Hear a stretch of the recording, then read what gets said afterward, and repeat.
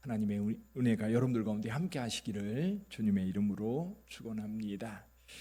오늘 본문의 말씀에 보면 이 장로 두어 사람이 지금 에스겔 앞에 나왔습니다. 근데 이들이 에스겔 앞에 나온 이유는 하나님의 말씀을 듣고 싶어서였습니다. 하나님의 뜻이 뭔지, 하나님의 말씀이 뭔지. 왜냐하면 지금 상황은 이런 상황입니다. 여기 이제 바벨론의 상황이고요. 바벨론의 포로가 되어서 잡혀온 사람들, 그리고 예루살렘은 아직 멸망당하지 않은 상황입니다. 그러니까 어떻게 하나님께서 우리를 이끄실까? 어떻게 하나님께서 우리를 되돌이키실까? 그래서 우리가 언제쯤 예루살렘에 돌아갈 수 있을까? 아마 그런 궁금함이 있었을 거예요. 저와 여러분들의 삶에도 그런 때가 있지요. 앞으로 어떻게 될지. 그래서 사람들은 늘 그런 궁금함 때문에 점쟁이도 찾고 또 기도도 하고 그러는 것 같아요. 근데 여러분, 하나님의 섭리에 대한 믿음을 가지고 있고 하나님의 뜻에 대한 분명한 말씀과 그 비전을 가지고 있으면 사실 특별하게 궁금할 일은 없습니다. 왜냐하면 하나님이 우리를 선하게 인도하신다고 하는 믿음이 있고 또 그 말씀에 순종해서 가면 걱정할 일이 아니거든요. 근데 인간의 나약함 때문에 늘 불안한 거예요. 어떻게 되지? 어떻게 될까? 이렇게 잘 될까? 안 될까? 믿음이 없으니까 불안한 거거든요. 근데 여기 두 사람이 찾아왔어요. 두 장로가 찾아왔는데 이들은 이 백성들의 지도자였을 겁니다. 근데 그들이 찾아온 상황에서 하나님께서 에스겔에게 말씀하십니다. 3절을 한번 읽어볼까요? 3절 같이 읽어보지요. 인자야, 이 사람들이 자기 우상을 마음에 들이며 죄악의 걸림돌을 자기 앞에 두었으니 그들이 내게 묻기를 내가 조금인들 용납하랴. 이게 무슨 뜻이냐면 이런 겁니다. 여러분, 예루살렘에서는요 지금 공개적으로 우상 숭배가 진행되고 있어요. 에스겔이 환상 가운데 예루살렘을 방문했었지요. 근데 예루살렘에서 어떤 일이 있었습니까?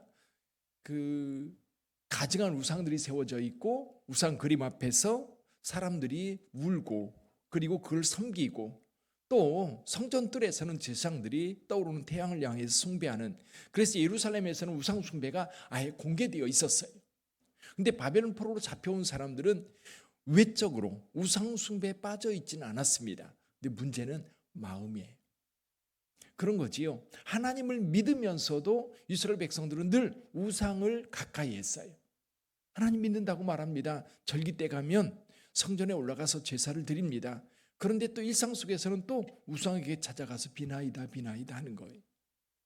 여기 자기 우상을 마음에 들이며, 자기 우상, 여전히 마음속에는 우상이 있는데 겉으로는 아닌 척하는 사람인 거예요. 하나님을 믿는 것처럼 하고 선자에게 나와서 자기 삶을 그리고 백성들의 삶이 어떻게 될지를 묻는 이들. 근데 또 한쪽 그 마음속에는 우상이 가득 차 있는 겁니다. 누구만 알아요? 자기하고 하나님만 아는 거예요. 주변 사람 잘 모르는 거예요. 근데 하나님께서 그 마음에 우상을 두고 있는 사람들을 향해서 오늘 심판을 선언하고 있는 겁니다. 우리 4절 같이 한번 더 읽어볼까요? 4절. 그런즉 너는 그들에게 말하여 이르라. 나 주 여호와가 말하노라. 이스라엘 족속 중에 그 우상을 마음에 들이며 죄악의 걸림돌을 자기 앞에 두고 선지자에게로 가는 모든 자에게 나 여호와가 그 우상의 수요대로 보응하리니. 이중적인 태도를 보이는 거지요. 저와 여러분들의 신앙에도 사실은 늘 살펴야 될 부분입니다. 물론 하나님 앞에 온전하게 서 있는 분들, 우리 하나님 앞에 기도하며 하나님의 뜻을 구하는 자들, 여러분 그 온전함이 있어야 돼요. 근데 여기에 나오는 사람들은 어떤 사람들이에요? 겉으로는 하나님을 찾아요. 근데 속에는 우상 숭배가 있는 거예요. 그래서 늘 속에는 우상을 두고 여기에 죄악의 걸림돌을 마음에 두고 살아가는 자들, 하나님께서는 에스겔을 통해서 그걸 공개시켜 버린 겁니다. 그들의 마음을 드러내는 거예요. 그래서 그들을 향한 하나님의 진노가 여기 12절 이하에 보면 쭉 진행이 됩니다. 여전히 불법을 행하고 여전히 우상 숭배에 빠져 있는 자들, 겉으로는 아닌 척하지만 그 속 마음을 헤아리는 분이 누구예요? 하나님이신 거예요. 그래서 왜 그런 우스갯소리 있지 않습니까? 점집에 가면 거기에 이렇게 써놓은 예를 들면 기독교인들 익명 보장이라든지 뭐 그런 식으로 써놓고 기독교인들도 받는다는 그런 얘기들을 이제 점집에서 볼 수 있다고 그래요. 이 뭐냐면 하나님을 온전히 믿지 못해서 그래요. 온전히 하나님을 의지하지 못하고 또 하나님께서는 오래 참으시기 때문에 하나님께서는 어떤 행동을 하지 않는 것처럼 보이는 거예요. 지금 에스겔이 바벨론에서 경험하는 것이 그겁니다. 하나님께서 오래도록 그들과 함께 하시면서 지켜왔는데 어디 하나님의 말씀이 이루어졌느냐라고 묻는 거지. 하나님의 말씀이 이루어지지 않고 그대로 있지 않느냐. 근데 하나님의 오래 참으심에 대한 그들의 생각이 여러분 온전치 못하기 때문입니다.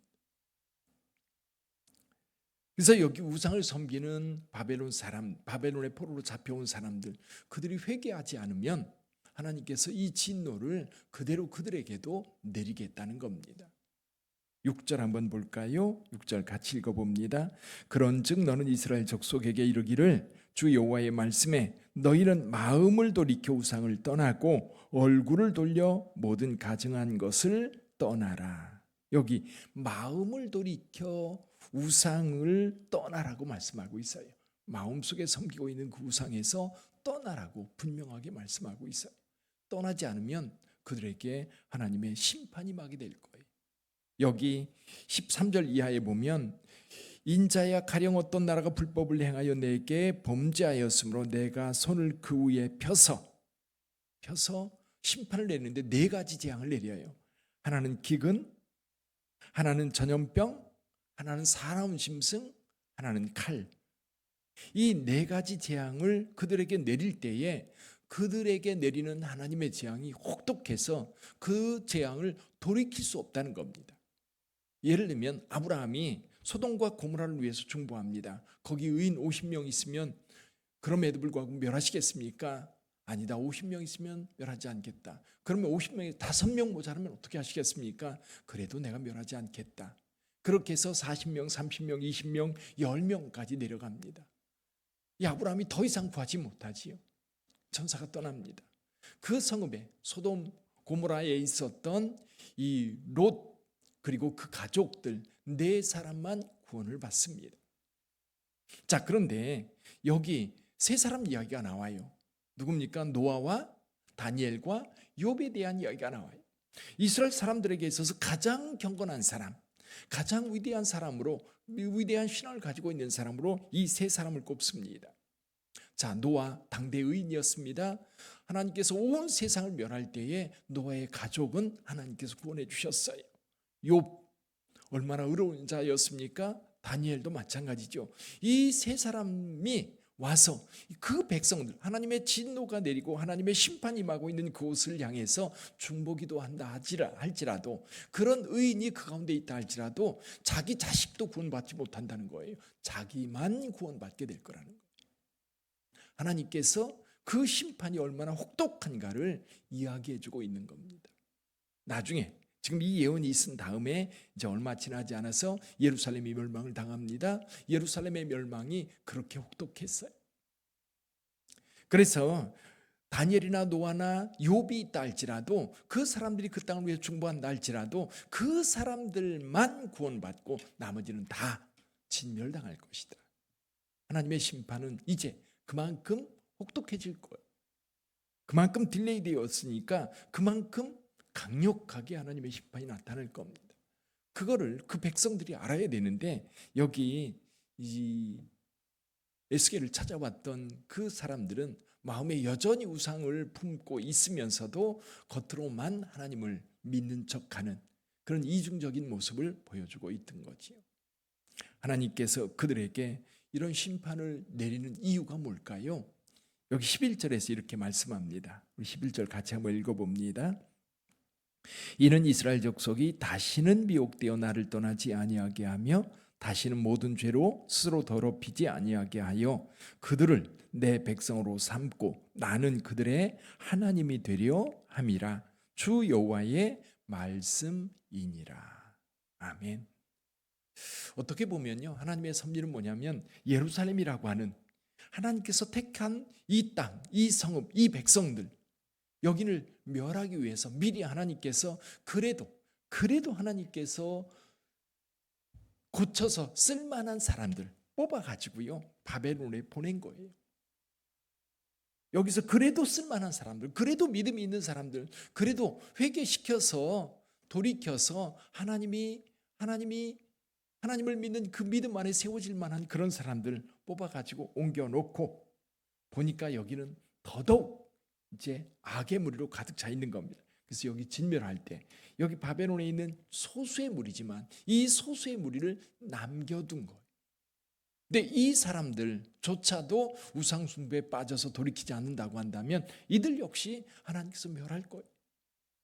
근데 하나님께서 여기 에스겔에게 이 사람들이 회개하고 돌이키기를 그들에게 선포하라고 말씀하고 있는 거예요.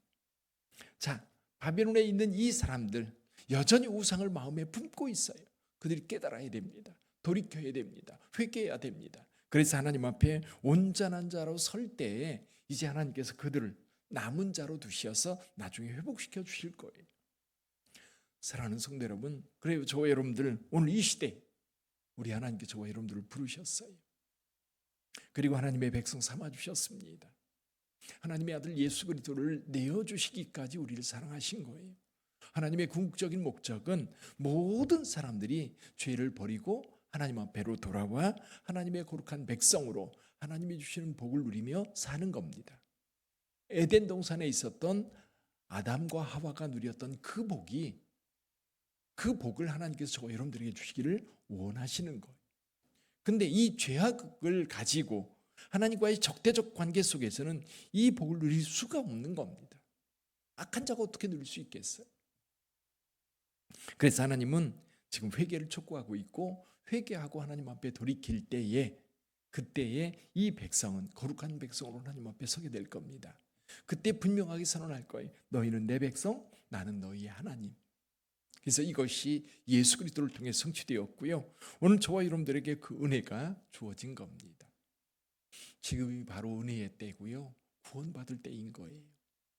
지금 돌이켜서 하나님을 믿고 하나님의 거룩한 백성이 되어서 그 은혜를 누려야 됩니다.